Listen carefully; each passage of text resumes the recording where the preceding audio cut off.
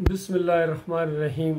یقین جانو میرے قومی بھائیوں، تباہی ہے جٹلانے والوں کے لیے، بربادی ہے، ذلت ہے، خواری ہے دنیا اور آخرت میں جٹلانے والوں کے لیے۔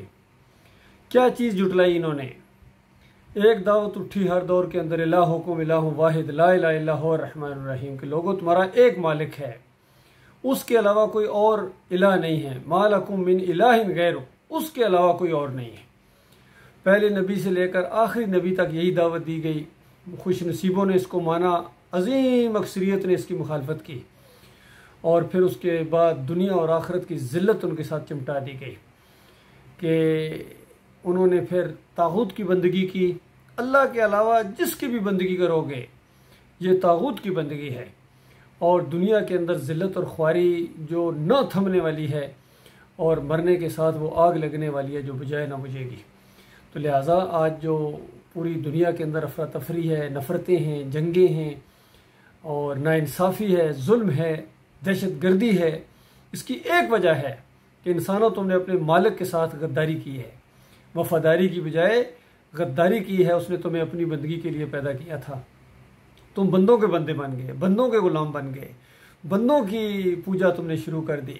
کوئی مورتی کی پوجا میں لگا ہوا ہے، گنبد کی پوجا میں لگا ہوا ہے، کوئی مزار شریف بنا رہا ہے، کوئی عرس کر رہا ہے، کوئی چادریں چڑھا رہا ہے، کوئی بکرے لے کے جا رہا ہے، کوئی چھترے، کوئی مرغیاں، کوئی بریانی سے خوش ہوتا ہے، کوئی چوریوں سے خوش ہوتا ہے۔ یہ سارے ان کی بندگی کے انداز ہیں جنہوں نے اللہ کے علاوہ یہ اور معبود بنائے ہیں، اور ہمیشہ قومیں اسی سے برباد ہوئی ہیں، ہمیشہ قوموں کے اوپر اللہ کے عذاب آئے ہیں اسی شرک کی وجہ سے۔ یہ ڈائن ہے، یہ وہ نجس چیز ہے جس سے تمام برائیاں چوری، ڈاکے، شراب، قتل، غارت اور ڈکیتیاں، ہر چیز اسی کی پیداوار ہے، اسی سے جنم لیتی ہے۔ لہذا اگر تم صحیح معنوں میں سمجھدار ہو، اپنی قوم کے ساتھ، اپنے ملک کے ساتھ، پوری دنیا کے انسانوں کے ساتھ اگر تمہارے اندر کوئی ذرا بھی ہمدردی کا جذبہ ہے، تو یہ سب سے بڑی خیر خواہی یہ ہے کہ اپنے بھائیوں کو، اپنے قریبی لوگوں کو، اپنے گھر سے، اپنی ذات سے یہ چیز شروع کی جائے،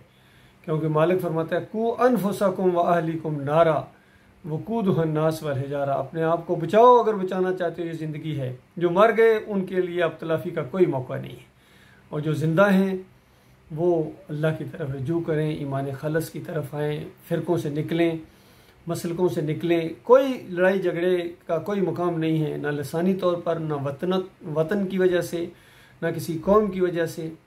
لڑائی اور جھگڑے کا اگر کوئی معاملہ ہے تو الہکم الہ واحد کی وجہ سے، اللہ کی وجہ سے جھگڑا کھڑا ہو جائے، یہ مبارک جھگڑا ہے، یہ مبارک جنگ ہے اگر اللہ کی وجہ سے کھڑی ہو جائے۔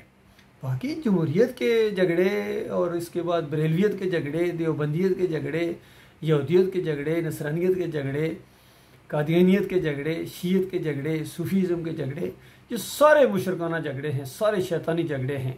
دونوں پارٹیاں چاہے وہ جیتے چاہے وہ ہارے، اس کا انجام جہنم کی آگ کے اندر ہے۔ جو بھی اسلام کے علاوہ کوئی اور راستہ اختیار کرے گا، اس کا وہ دین کبھی قبول نہیں کیا جائے گا، نہ اشتراکیت قبول کی جائے گی، نہ یہودیت، نہ عیسائیت، نہ جمہوریت، اور نہ یہ بریلویت۔ کوئی دین اللہ کے یہاں قابل قبول نہیں ہے سوائے اسلام کے۔ لہٰذا میں آپ کو بالکل صحیح بات بتا رہا ہوں میرے پیارے بھائیوں، ساری مشکلات کا حل اسی کے اندر ہے۔ خاص کر ہمارے ملک کے اندر جو افراتفری ہے اور معیشت ڈوبی جا رہی ہے، سب کچھ یہ اسی شرک کی وجہ سے ہے۔ اور اگر تم اللہ کے بندے بن جاؤ، اللہ کی طرف رجوع کرو، قومی لیول پر اجتماعی توبہ کرو، تو اس کے بعد اللہ تعالیٰ تمہیں اس طرح عزت دار کرے گا دنیا کے اندر۔ قرضے تمہارے چٹکیوں میں ختم ہو جائیں گے، یقین کیجئے۔